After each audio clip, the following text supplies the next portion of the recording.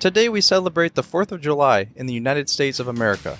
This is the day, back in 1776, where our forefathers finalized a declaration for independence.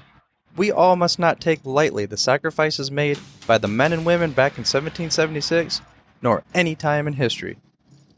So first, I want to thank all the men and women protecting this great nation of ours, and in this upcoming episode, I'm going to cover part 1 of a 2-part series of the life and career of the world's greatest athlete, Jim Thorpe. Welcome to the Football History Dude podcast, where each episode is a journey back in time to learn about the rich history of the NFL. Your host is Arnie Chapman. Football is his passion, and he wants you to come along with him to explore the yesteryear of the gridiron. So hop on board his DeLorean and let's get this baby up to 88 miles per hour. Great Scott. This time as we step off our DeLorean, the date is June 25th, 1876, which is basically 100 years after the Declaration of Independence, and we are in Little Bighorn Valley. You see, this was the scene of the most decisive victory for the Native Americans in the Plains Indian War, which was a very long war. And most of you know it as the Battle of Little Bighorn, or you might also know it as the famous Custer's Last Stand. And why am I talking about wars that happened, all these years ago? What's the reason for it? Well, like I said, today is the day of our independence. And part of that was the independence for all peoples. And the guy we're going to talk about in this episode, Mr. Jim Thorpe, he was born 12 years after this battle. So you gotta say, really there was not that many years in between when America was still fighting with native people of this land. And Jim Thorpe was born on a reservation, which we're going to go ahead and take that DeLorean back up. We're going to go to May 28th, 1888, and we are in Prague, which is present-day Oklahoma. And it was Indian territory at the time. Jim Thorpe was born with the name James Francis Thorpe. But that wasn't really the name that he recognized as a young boy. He was predominantly American Indian.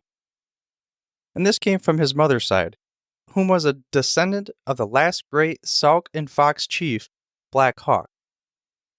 According to the ESPN Classic video that I saw, and I'm going to provide links to you, when a Native American mother would have a baby, she would name the baby after the first thing that she saw.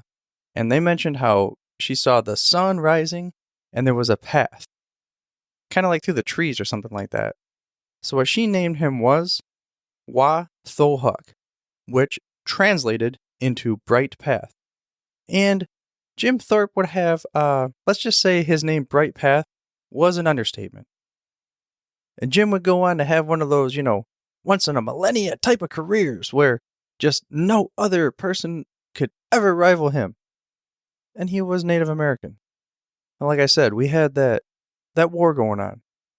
And there wasn't a whole lot of getting along back in 1876, as there wasn't back in 1888 when he was born. Which, like I said, he was born on a reservation. And this is going to be where we start the journey of Jim Thorpe and what turned him from some American Indian on a reservation into what would become the world's greatest athlete.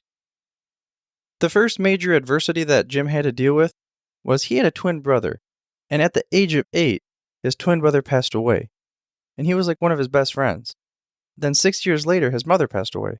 So Jim was this kind of, kid that kind of losing his way, doesn't quite understand what's going on in the world. They spoke in the video how he still had that running with my feet and my heart to the ground, and I'm just my beat and my path and my warrior self inside of me. And then they were trying to put him into these schools, kind of forcing him to try to lose sight of his Native American heritage. So he was conflicted. And they said that when he would go into schools, he would just run away. And his partial Irish father just couldn't understand what was going on. He just didn't want to deal with it anymore. So what ended up happening was his father sent him away, finally, to a federally funded Carlisle Industrial Indian School in Pennsylvania in 1904. This is one of those schools where they were trying to, what they said, bring out the Native American out of them and bring them more into, the American type of way of life and that kind of thing. It wasn't just like a middle school or a grade school. It was all the way up to college. And the ESPN Classic video that we talked about kind of described that this Carlisle Indian School was basically a prison for these kids, and, they had horrible conditions. You might as well send them to prison. But out of this came what would end up being the legend that is Jim Thorpe. See, he was just gifted athletically. He was head and shoulders above the rest. There was not even a person that had a chance as far as athletic, just pure raw talent. And there was a specific event that kept coming up in all the different articles and videos and such about pretty much the time where Jim Thorpe was recognized as a guy who might have some potential. This dude. Just some random guy. But he happens to be just athletically gifted and possibly more talented than anybody that this famous coach had ever seen before. It was kind of like this coach kind of was just randomly wandering around and he just fell upon the lost city of Atlantis. This mythical city that would just give you all this wealth and gold or whatever it is. And this legendary coach went by the name of Glen Pop Warner. Yes, Pop Warner. Pop Warner football. That guy. Well, he was just, just mouncing around, sitting there, and I guess there was some kids trying to do this high jump, and Jim Thorpe in street clothes started walking by. They said that he just kind of looked at them, saw what they were doing, studied their approach, and seen what they did. Then all of a sudden, he just kind of, hands his books over to this guy, say, hey, take this, kind of like the whole, hey, hold my beer kind of thing. And he just waltzed on over there, proceeded to get to the approach, jump, lean back, and cleared the 5'8" mark. So then Pop Warner summoned Thorpe over, and he said, come here, son. And of course, Jim probably thinking, hey, am I getting in trouble? Because maybe thinking I'm not supposed to be doing here. And all Pop could do is just say, hey, son, you've only broken the school record in the high jump. That's all. So basically, Pop Warner says, you're hired for the team. You are now enlisted for the track and field. And in the first track and field match that he had, basically with no practice or even having any prior experience, Jim Thorpe went out and won 7 of the gold and 1 bronze. Pretty much just won the entire meet for Carlisle without anybody else even competing. In an interview with Jim's son, he kept saying, Pops would, compete in 8 different events and he'd win like 6 or 7 or so and basically always win the entire thing by himself and they didn't even need to show up, But this is a football podcast and you don't want to listen to track and field all the time. You want to talk about some football. You see, like I said, Carlisle was his college as well. It was one of those things where just, the whole time you're there. But Pop Warner didn't want him to play football because he knew that he had this star, the guy who could basically win every track meet by himself. But finally, he would give in. So I guess one day he said, here's the Duke. Here's the football, man. You take that ball, try to run through those guys, and we'll see what you got. So then Jim Thorpe proceeds to pop that ball in his, I don't know if he was right-handed or left-handed. Probably figure that out. But he would pop that ball in his arm, and he would end up running over the entire team. So then Pop stops the practice. He was beside himself. He said, how did that guy who had never played football run through my entire defense? He proceeded to take those guys on the sidelines, ripped them a new one, said, all up and down the scene, said, you know what?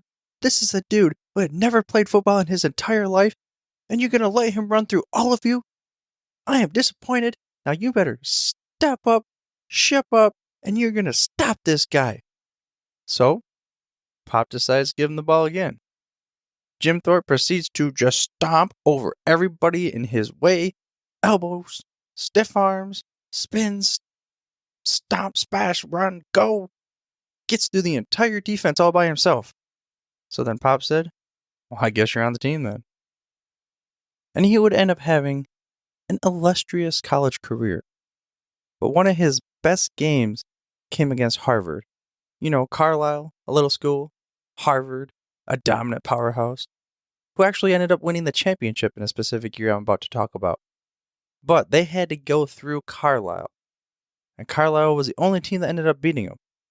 And he ran for 173 yards, kicked 4 field goals, and the last one was a 48-yard field goal for the win. And he did all of this on a swollen ankle. Like I said, he was just by far and away the best athlete on the field at any given point in time.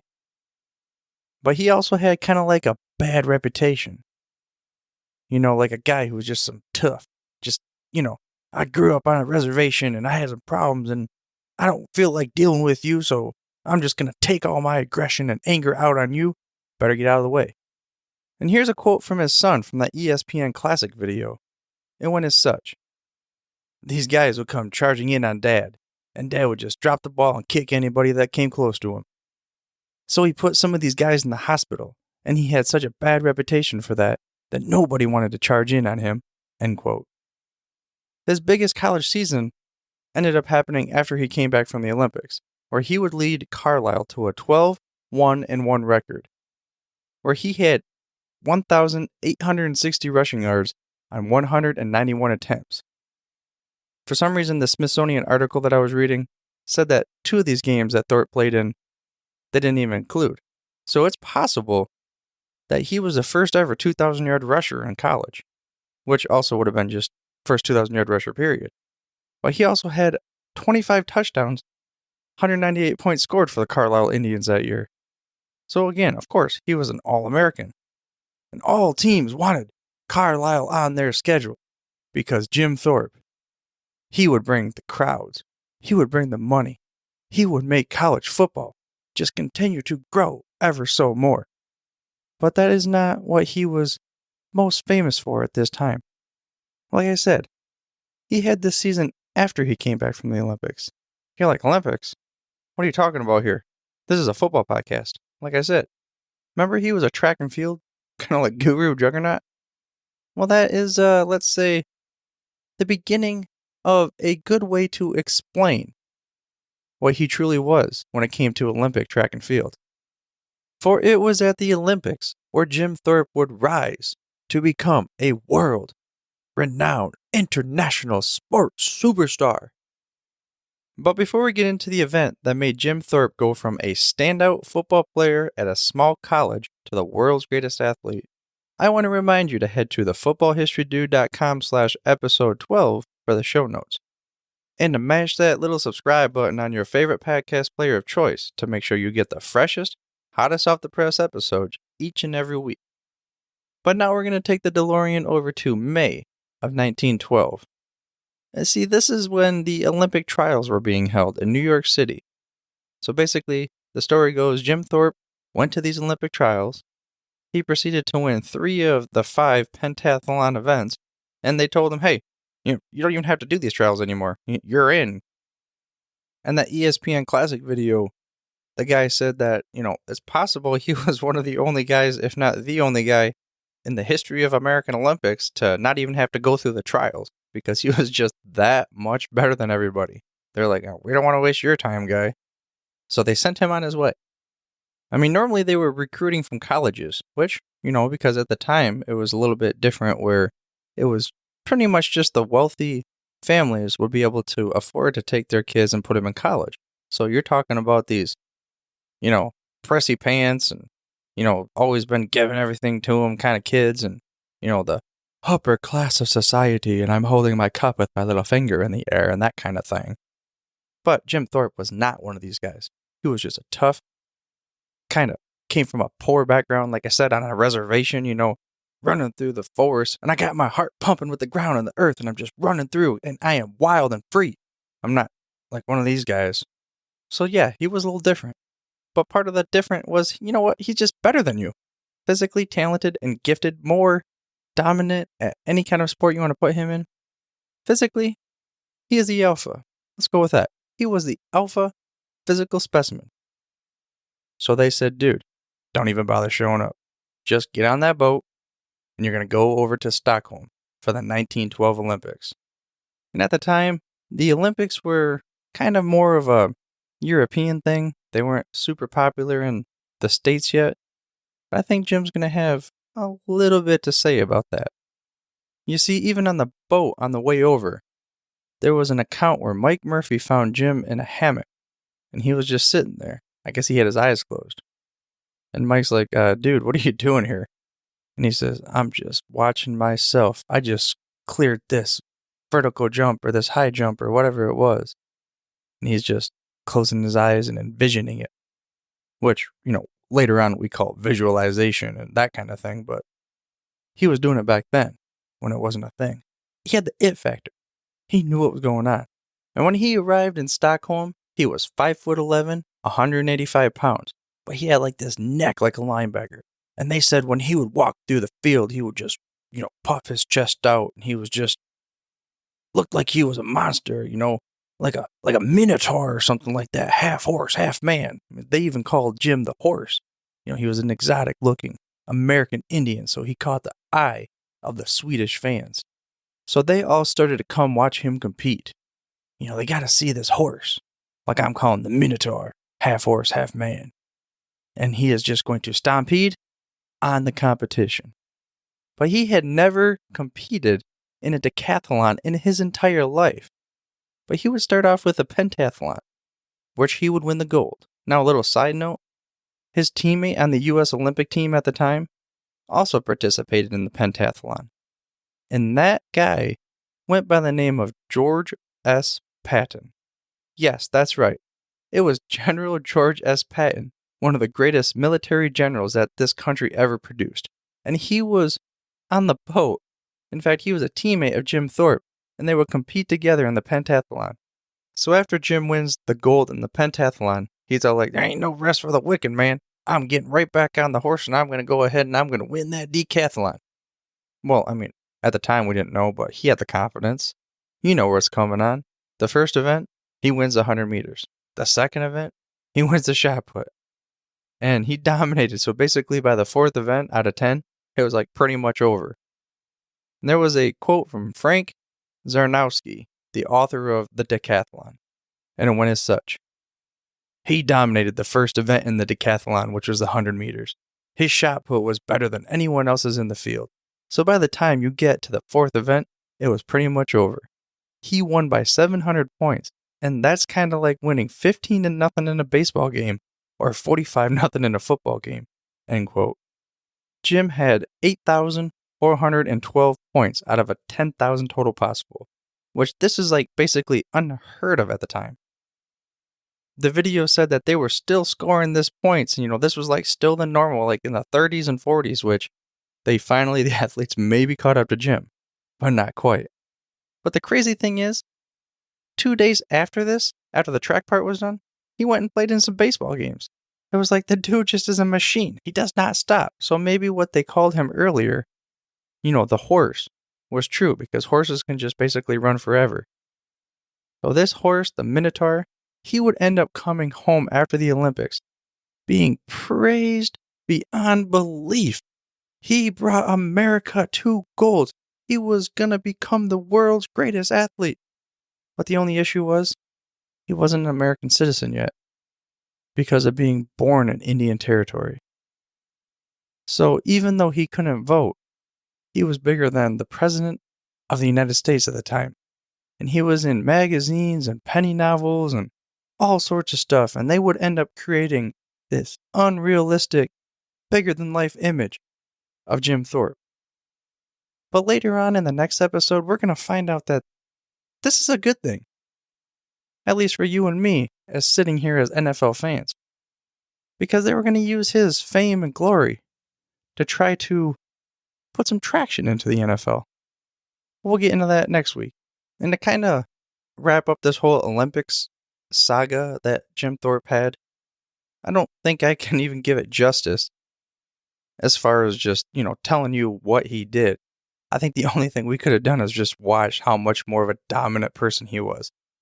I guess maybe Usain Bolt or something like that, where he, kind of like he was running and it almost looked like he wanted to just turn around and start running backwards and waving to people. Maybe that's what it was like. But he did it in like 15 events. Just that much better than everybody else. And the Swedish King Gustav would go to him and say this, "Sir, you are the greatest athlete in the world." End quote.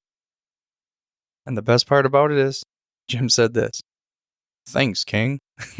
So, it was like, the guy, he just swagger, whatever, he was by far and away the most athletically gifted person of the time.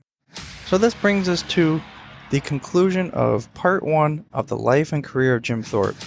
Like I said, the famous General George S. Patton finished 5th in the pentathlon at the 1912 Stockholm Olympics, 4 spots behind Thorpe. Patton was known for his aggressive attacking style and ability to read the battlefield, similarly to how Thorpe would observe a new sport and attack anything he did with ferocity. I would like to think that the time Patton spent with Jim Thorpe helped at least a little bit later on when Patton helped America win World War II. I hope you enjoyed this episode of the Football History Dude and were able to gain some knowledge nuggets about the life and career of Mr. Jim Thorpe. If you would like to give feedback to the show, please head over to thefootballhistorydude.com/contact or hit me up on Twitter. My handle is @FHDude. In the upcoming episode, we're going to finish the discussion about the world's greatest athlete and learn how he helped shape the NFL. But for now, dudes, I'm through if you're through. Thank you for listening to this episode of the Football History Dude. To make sure you're the first to get the next episode, please subscribe on your podcast player of choice and head on over to thefootballhistorydude.com for the show notes and more information on the history of the NFL. And remember, dudes, where we're going, we don't need roads.